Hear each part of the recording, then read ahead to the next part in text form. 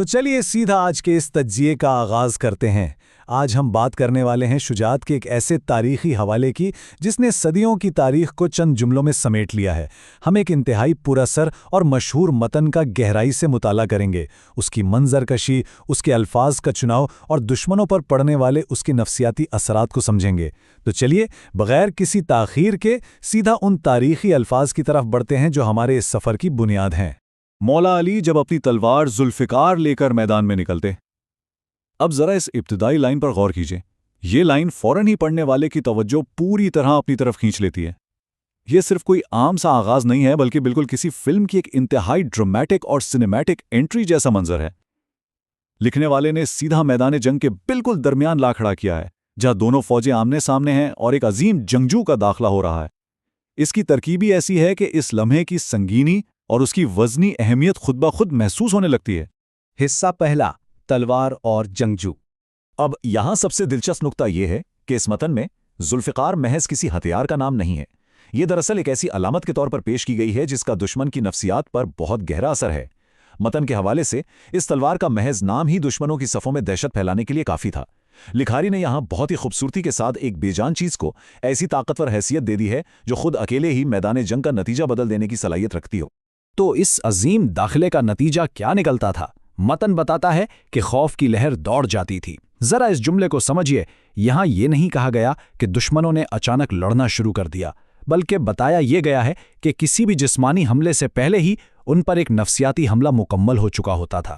ایک لہر کا ذکر صاف ظاہر کرتا ہے کہ یہ ڈر کسی ایک آدھ شخص تک محدود نہیں تھا، بلکہ بالکل کسی پانی کے رالے کی طرح پوری دشمن فوج میں تیزی سے پھیل جاتا تھا۔ یہ سب صرف اس یودھا اور اس کی تلوار کی موجودگی کا اثر تھا۔ دوسرا حصہ، خوف کے مناظر۔ اس حصے میں الفاظ کا انتخاب واقعی قابل غور ہے۔ یہاں تلوار کی چمک کو بالکل ایک جسمانی تکلیف کی طرح پیش کیا گیا ہے جو آنکھوں کو خیرہ کر دیتی تھی، یعنی روشنی اس قدر تیز اور اندھا کر دینے والی بیان کی گئی ہے کہ دشمن کی بینائیں اور ان کا لڑنے کا ارادہ دونوں ہی اس چمک کے سامنے ٹھہر نہیں پاتے تھے۔ لکھاری نے یہاں روشنی کو بھی ایک ہتھیار بنا دیا ہے، اور ہاں، اس کے ساتھ ساتھ جنگجو کے جلال کا جو ذکر ہے وہ اس پورے منظر کو مزید پرہیبت بنا دیتا ہے۔ اور یہ لفظ جلال نا، اس کی تعریف نہایت ہی دلچسپ ہے۔ متن میں جلال کا مطلب صرف غصہ نہیں ہے، بالکل نہیں۔ یہ ایک ایسی عظیم اور اوور ویلمنگ قسم کی موجودگی ہے جو سامنے والے کو وہیں کا وہیں ساکت کر کے رکھ دے۔ یہ ایک ایسی شخصیت کی تصویر کشی ہے جس کا دبدبہ اتنا وسیع ہے کہ دشمن جسمانی طور پر لڑنا تو دور، ذہنی طور پر ہی اپنی شکست تسلیم کرنے پر مجبور ہو جائے۔ یہ ہیبت اور احترام کا ایک ایسا زبردست مجموعہ ہے جسے متن نے مولا علی کی شخصیت کے ساتھ جوڑ دیا ہے۔ یہاں سب سے اہم نقطہ یہ نکل کر آتا ہے کہ متن دشمن کو کہیں بھی کمزور یا بزدل نہیں کہتا، بلکہ انہیں شورویر یعنی بڑے بڑے بہادر جنگجو تسلیم کیا گیا ہے۔ اب لکھنے والے نے یہ تکنیک جان بوجھ کر کیوں استعمال کی؟ دراصل دشمن کی بہادری کو بڑھا چڑھا کر پیش کرنے کا مقصد ہی اس ہیبت کو مزید بڑا کرنا ہے جو ان کامیاب شورویروں کو بھی کترانے یعنی پیچھے ہٹنے پر مجبور کر دیتی تھی۔ جب سامنے والے عظیم بہادر لوگ بھی سامنا کرنے سے گریز کرنے لگیں تو اندازہ لگایا جا سکتا ہے کہ متن میں بیان کردہ شخصیت کا مقام کیا تصور کیا گیا ہوگا۔ تیسری جانب بڑھتے ہیں، حصہ 3، میدان جنگ کی گرج۔ یہاں متن اب ویژول سے آڈیٹری یعنی دیکھنے سے سننے والے اثرات پر منتقل ہو جاتا ہے۔ اس للکار کا ذکر اس قدر اہم ہے کہ اسے صرف ایک آواز نہیں بلکہ جنگ کا ایک بڑا اعلانیہ نشان بتایا گیا ہے۔ متن بہت واضح کرتا ہے کہ وہ گرجدار آواز کس طرح دشمن کے تھوڑے بہت بچے کچے حوصلے بھی تباہ کر کے رکھ دیتی تھی۔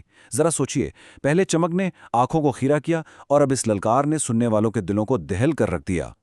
اور پھر اس سلسلے کا عروج آتا ہے اس مشہور محاورے کلیجے منہ کو آ جاتے تھے کے استعمال سے۔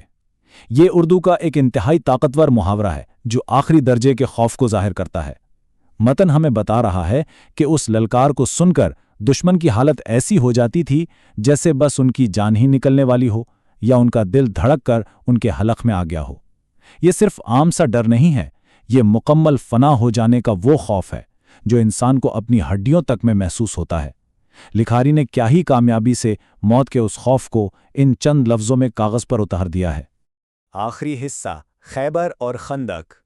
اگر تاریخی پس منظر پر غور کیا جائے تو متن ان عظیم صفات کو بیان کرنے کے بعد ہوا میں نہیں رہتا، بلکہ انہیں تاریخ کے دو انتہائی اہم میکروں کے ساتھ سیدھا جوڑ دیتا ہے جنگ خندق اور جنگ خیبر۔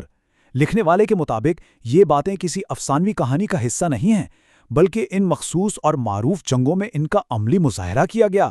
ان واقعات کا ذکر اس کہانی کو ایک زبردست تاریخی وزن فراہم کرتا ہے اور پڑھنے والے کو پیغام دیتا ہے کہ جس شجاعت کا ذکر ہوا ہے اس کی تصدیق خود میدان خیبر اور خندق کی مٹی کرتی ہے۔ تو اب جب ہم اس وضاحتی تجزیے کے اختتام پر پہنچ گئے ہیں تو ایک بہت اہم سوال سامنے آتا ہے۔ ذرا غور کیجئے کہ اس طرح کے الفاظ، ایسی عظیم منظر کشی اور ایسے تاریخی حوالے دراصل کام کس طرح کرتے ہیں۔